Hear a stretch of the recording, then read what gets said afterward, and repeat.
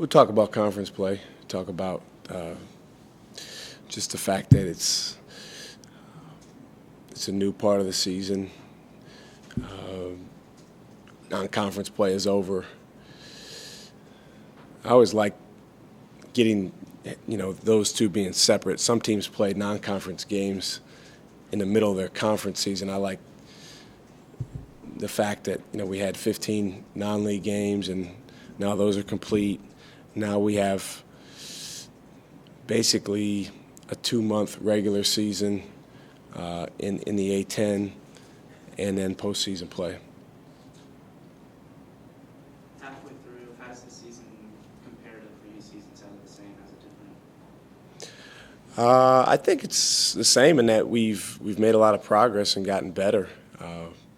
It's kind of been a similar script each of the last 3 years, to be honest with you. Hit a couple of bumps in the road early in the year, played some good teams, and then made a lot of improvements both in practice and on the court, got better on the defensive end. But we need to continue improving, need to keep getting better. Conference play, there's going to be a lot of challenges. There always is. So excited about that. Can you sense a difference from the guys, that conference play is here and you're on to the conference season? I could tell you tomorrow or the next day. We were off yesterday, so we haven't really spent a lot of time together yet, in terms of working on George Mason or working on conference play. But you always can. You can always sense there's an excitement there that you're getting into your league. Guys pay attention more closely to how other teams are doing in the league. For instance, there's a league game on Tuesday, Rhode Island and St. Louis. There's league games on Wednesday. Those guys will watch, and they'll be really paying attention and keeping an eye on those things. Coach, how can your non-conference setting, difficult as it was, your non-conference setting, how will that prepare you for the AT setting? Well, I think you play good teams, and you want to test yourself. You want to play in some tough environments on the road. I think we've done that. I think that you want to play against styles of play that are similar or challenging in a similar way that they are in the league. I think we've done those things, but that doesn't guarantee you that you're going to win. I mean, you still have to play well. You have to understand what's going to bring you success. When you go on the road, you have to understand how you can go about winning road games. And one of the things it always strikes you when conference play begins is you see good teams around the country going down on the road, and that's because it's hard to win conference games on the road. And that's something that if you want to win your league, you have to win your share on the road. Coach, you had some fond memories facing George Mason. How good is it that renew this rivalry now that they're in the A10? I think it's a great rivalry for the fans. I think it's they're a good team. They're a good program. So they're right up the street. They're in our state. And as you mentioned, there was some great games and a lot of back and forth in the CAA. So it's a very good opportunity to have them in our league now and get a chance to play them. We only play them once in the regular season, and it's the very first game of conference play. So you only get one chance. Coach, you said the Final Four team, you used to say that they thought they could beat the Lakers.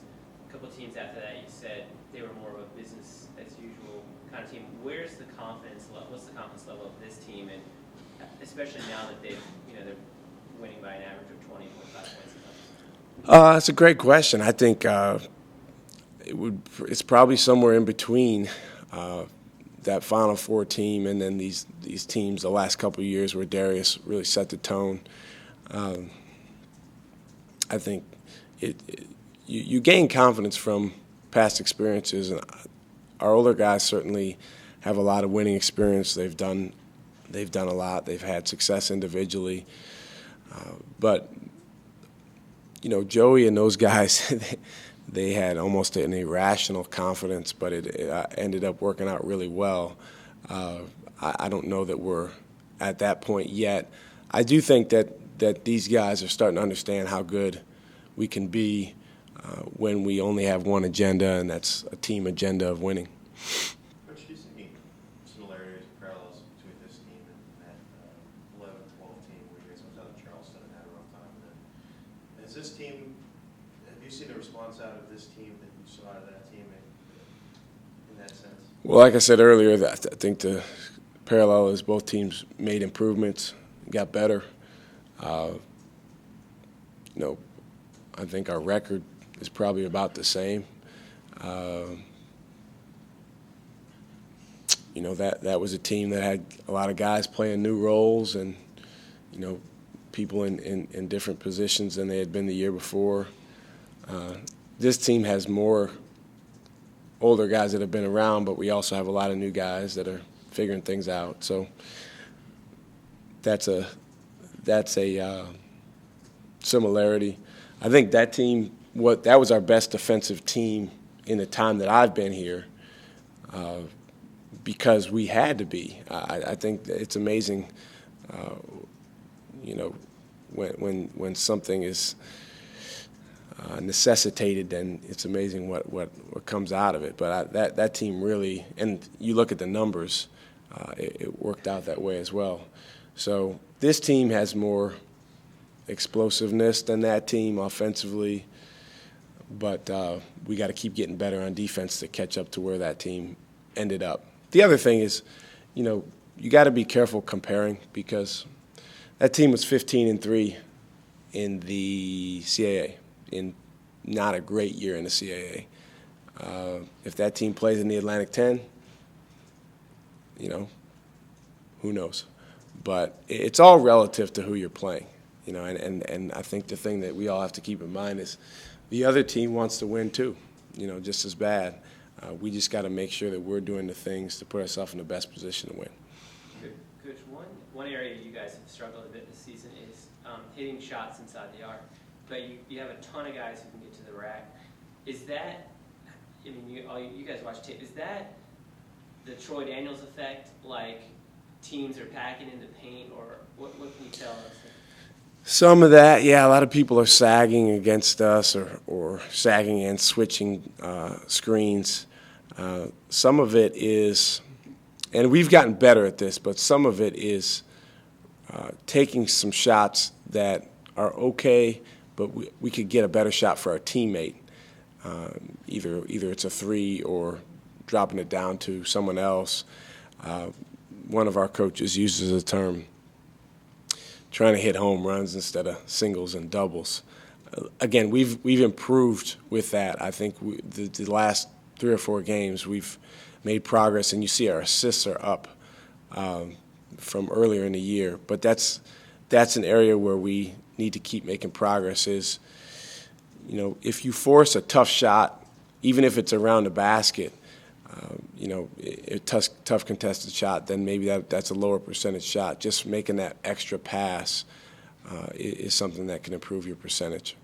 Coach, you mentioned a couple of weeks ago on the defensive end about a 1-2. Mm-hmm. During this winning streak, how has that part of the game improved over, you know, say 4 or 5 games? I think it's improved in practice. I think our guys have gotten a lot better in practice, and it's shown in the games. You know, the motivation part of it is huge.